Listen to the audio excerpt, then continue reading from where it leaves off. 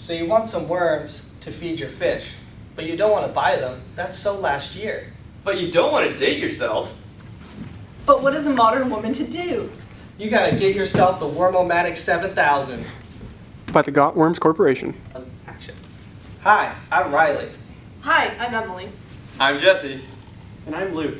For our BRAE 320 term project, we chose to design a mealworm production system. Our overall goal for this project was to design a compact unit that would produce between half a pound and 1 pound of mealworms a day. The mealworm production system must fit within the designated footprint of upstairs Lab 4. Full-size mealworm farms are able to produce large amounts of mealworms.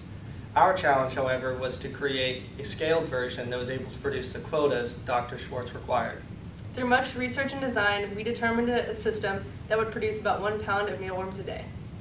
Trust me, this system will get you worms. I know. This is the design for our Wormomatic 7000 mealworm producer. So first, at the top, the beetles and pupae enter, where they undergo the mating cycle, AKA the love shack. and they create the eggs via that process. And the eggs will fall down through a thin screen here into these different levels, and each different level represents a different growth stage in that worm's life. So the way that the worms get from level to level of this mealworm house party we got going on here is through a system that involves a vibrating table at the bottom as well as louvers on the floor of each shelf. So the system will work that every 4 days or so the vibrating table will start vibrating, and then the louvers will open from the bottom shelf working their way up to the top, allowing for each mealworm in each different stage of its life cycle to fall into the correct corresponding tray. So these mealworms here will fall into the harvest tray where they will be harvested and eaten. Now the mealworms above it, the louver system will open after and allow it to fall into that final tray of growth. So each stage working up will open consequently one after the other after the bottom one is closed, allowing for the next group of mealworms to fall into their corresponding tray without falling too far. And lastly, the top tray will get vibrated to make sure and sift out any extra eggs that have been produced from the beetles that week to allow them to fall into that first growth stage. And as you might imagine, this worm growing process can produce quite a smell. So in order to combat that problem, we have fans and air filters to help remove some of that odor, that way Lab 4 doesn't start smelling real bad.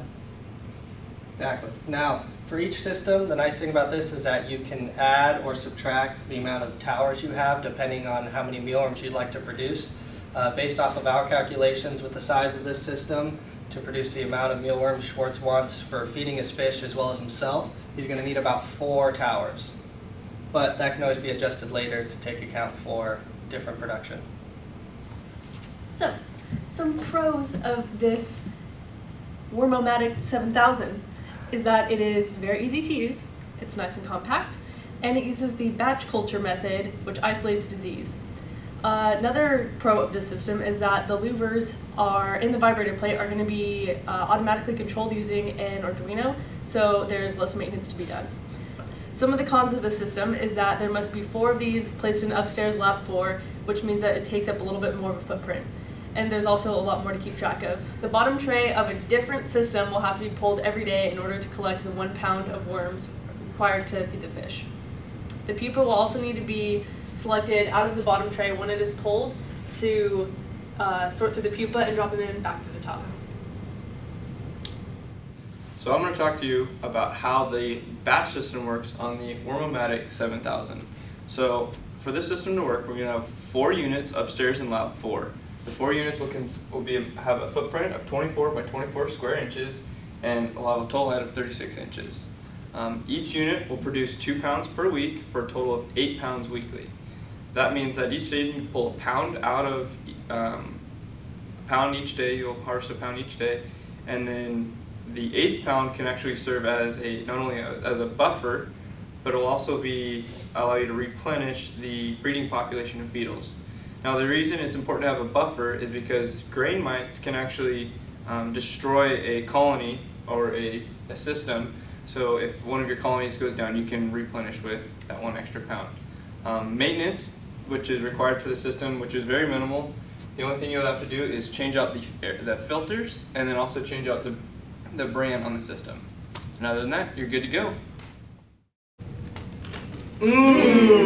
Now we've all got worms. Tricks on me. Okay, it started. It's going. All right. So you want some worms to feed your shit. Fit. That's gonna be a blooper at the very end. All right.